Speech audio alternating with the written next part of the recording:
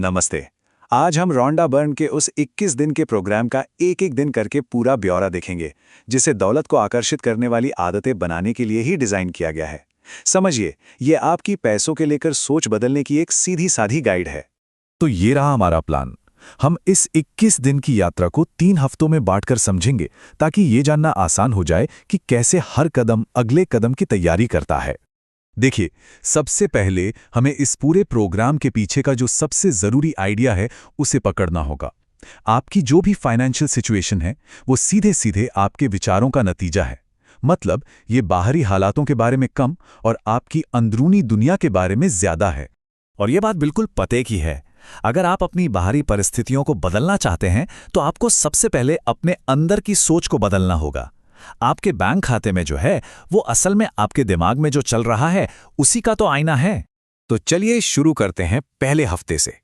ये 7 दिन पूरी तरह से पैसे को लेकर आपके नजरिए को बदलने के बारे में है। ये एक मजबूत नींव रखने जैसा है।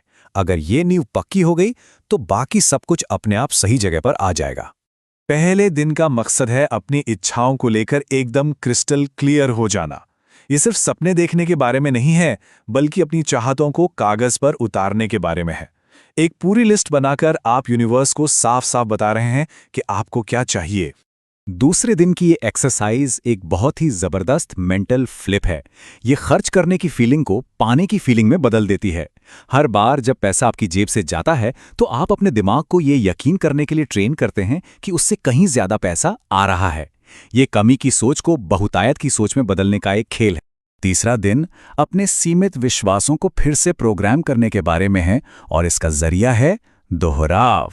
जब आप इन मैसेजेस को बार बार देखते और सुनते हैं, तो वो धीरे धीरे आपके अवचेतन मन में बसने लगते हैं और पुरानी नेगेटिव प्रोग्रामिंग की जगह ले लेते हैं। चौथा दिन एक मजेदार चुनौती है।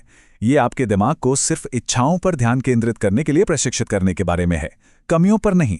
ये आपकी बातचीत को शिकायत करने से बदलकर मांगने में बदल देता है, जो आपके द्वारा भेजी जाने वाली ऊर्जा को पूरी तरह से बदल देता है। अब जो चीज सच में दिलचस्प है, वो ये है कि दिन 5, 6 और 7 निर्माण के इन 3 मुख्य चरणों के आसपास कैसे बनाए गए हैं। अगले 3 दिन सिर्फ थ्योरी नहीं है, बल्कि एक्शन के बारे में है।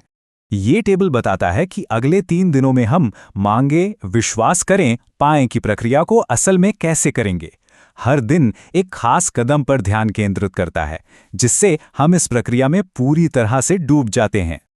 और ये देखिए, ये मांगे वाले कदम का सबसे बढ़िया उदाहरण है। आपके अनुरोध को आधिकारिक और ठोस बनाना। ये सिर्फ एक ख्याल नहीं है, ये एक लिखा हुआ ऑर्डर है। आप अपनी इच्छा को कागज पर उतार रहे हैं और उसे ऊर्जा दे रहे हैं। चलिए अब दूसरे हफ्ते में चलते हैं। यहाँ फोकस अपने विश्वास को और गहरा करने और आभार की जबरदस्त शक्ति का इस्तेमाल करने पर है। अगर पहला हफ्ता नींव था, तो ये हफ्ता उस पर इमारत खड़ी करने और उसे मजबूत करने के बारे में है। यहाँ हम 2 अलग अलग अप्रोच देखते हैं। 8वां दिन है आज मैं कुछ प्रकट करने के बारे में, खुद को ये साबित करने के लिए कि ये काम करता है। जबकि 9वां दिन भविष्य को बेहतर बनाने के लिए अतीत के प्रति आभार का उपयोग करता है। ये आपके पैसों के इतिहास को फिर से लिखने जैसा है, इसे कमी की कहानी से बदलकर बहुतायत की कहानी बनाना। 10वां दिन इसी शक्तिशाली कॉन्सेप्ट पर बना है, जिसे बूमरैंग इफेक्ट के नाम से जाना जाता है। आप जो भी एनर्जी यूनिवर्स में भेजते हैं, चाहे वो पॉजिटिव हो या नेगेटिव, वो हमेशा आपके पास लौट कर आती है, और अक्सर ज्यादा ताकत के साथ। ध्यान दीजिए कि दोनों ही अभ्यासों में पॉजिटिव एनर्जी को सक्रिय रूप से बाहर भेजना शामिल है, चाहे वो कल्पना में दिए गए दान के माध्यम से हो या जोर से बोलकर जताए गए आभार के माध्यम से। आप सक्रिय रूप से उस बहुतायत को बाहर भेज रहे हैं, जिसे आप आकर्षित करना चाहते हैं। अगले 2 दिन पूरी तरह से उस एहसास में डूब जाने के बारे में है। 12वें दिन आप अपने अवचेतन मन को समझाने के लिए विजुअल टूल का उपयोग कर रहे हैं, और 13वें दिन आप कल्पना और एक्टिंग का उपयोग कर रहे हैं। दोनों ही तकनीकें आपके दिमाग में एक नई वित्तीय हकीकत बनाने के लिए डिजाइन की गई हैं। तो 14वां दिन बिलों को चिंता का कारण मानने के बजाय उन्हें आभार जताने का एक मौका बना देता है। हर बिल उस सेवा को दिखाता है जो आपको मिली है, और ये अभ्यास आपको उस पर ध्यान केंद्रित करने में मदद करता है, ना कि उस पैसे पर जो जा रहा है। और अब हम आ गए हैं आखिरी हफ्ते में, जहां प्रैक्टिस एक नई अवस्था को अपनाने पर केंद्रित है। अब ये सिर्फ कुछ करने के बारे में नहीं है, ये होने के बारे में है। ये बहुतायत को अपनी पहचान का एक हिस्सा बनाने के बारे में है। ये 2 दिन एक तरह से घर की सफाई करने जैसे हैं। 15वें दिन आप दूसरों के प्रति नेगेटिव एनर्जी साफ कर रहे हैं और 16वें दिन आप अपने बारे में नेगेटिव विश्वासों को साफ कर रहे हैं। दोनों ही बहुतायत के प्रवाह के लिए जगह बनाने के लिए जरूरी हैं। 17वें दिन का अभ्यास है जानबूझकर अपने दिन को पहले से ही बनाना। सिर्फ रिएक्ट करने के बजाय आप क्रिएटर बन रहे हैं। आप अपने इरादे से यूनिवर्स को बता रहे हैं कि आपका दिन कैसा होगा और आप क्या हासिल करेंगे। 18वां दिन आपको बड़े पैमाने पर देने की जो खुशी होती है, उसे महसूस करवाकर बूमरंग इफेक्ट को और बढ़ाता है। जब आप दूसरों को बहुतायत से देने की खुशी महसूस करते हैं, तो आप यूनिवर्स को संकेत देते हैं कि आपके पास देने के लिए जरूरत से कहीं ज्यादा है।